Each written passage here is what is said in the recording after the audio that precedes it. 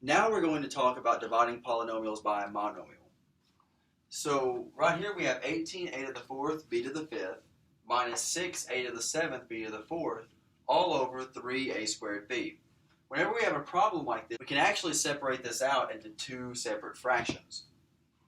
18a to the fourth b to the fifth over 3a squared b minus 6a to the seventh b to the fourth over 3a squared b. And we're going to take each individual fraction and simplify them using properties of exponents. So 18 divided by 3 is just going to be 6. A to the fourth over a squared, we're going to subtract those because the bases are the same. So we can subtract the exponents. So 4 minus 2 gives us a squared. B to the fifth over b, there's an understood 1 there, so 5 minus 1 is b to the fourth. Now we're going to move on to our second fraction. So 6 divided by 3 is 2.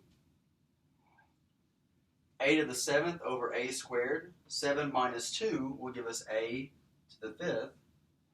And then b to the fourth over b to the 1, that's going to be 4 minus 1, which is going to give us b to the third. And that's our answer. Remember that we do want to check to see if there are like terms, just in case. In this case, there were not, though. Now we're going to move on to example 2. We have 16x cubed y to the fourth divided by 4xy to the fourth. Now this one looks a little bit different.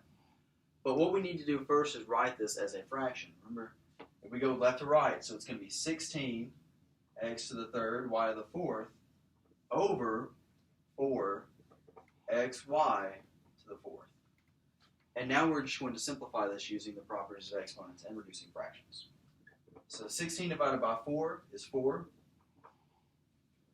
We have x to the third over x, so 3 minus 1 is going to give us x squared. And then 4 minus 4, well that's 0, so the y's are going to cancel out.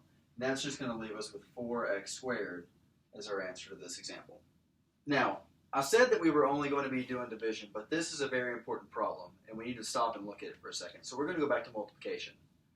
In this problem right here, using order of operations, the first thing that we need to do is work with x minus 3 squared. Right? But it's very important that if you have a binomial that's squared, the first thing we need to do is expand that binomial. If you do not expand the binomial and you just try to if you do not expand the binomial and you just try to distribute the squared to both of those values, you're going to get this problem wrong.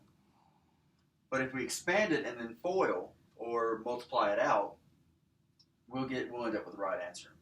So this is going to be x squared minus 3x plus 9.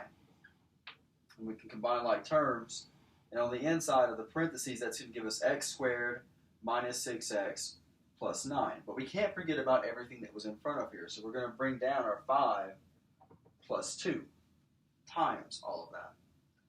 And now we are going to take that 2 and we're going to distribute it out. So that's going to give us 5 plus 2x squared minus 12x plus 18. We only have one thing left to do now in this problem, and that's combine like terms. Our only like terms are this 5 and 18. So 5 plus 18 gives us 23. So our final answer is going to be 2x squared minus 12x plus 23.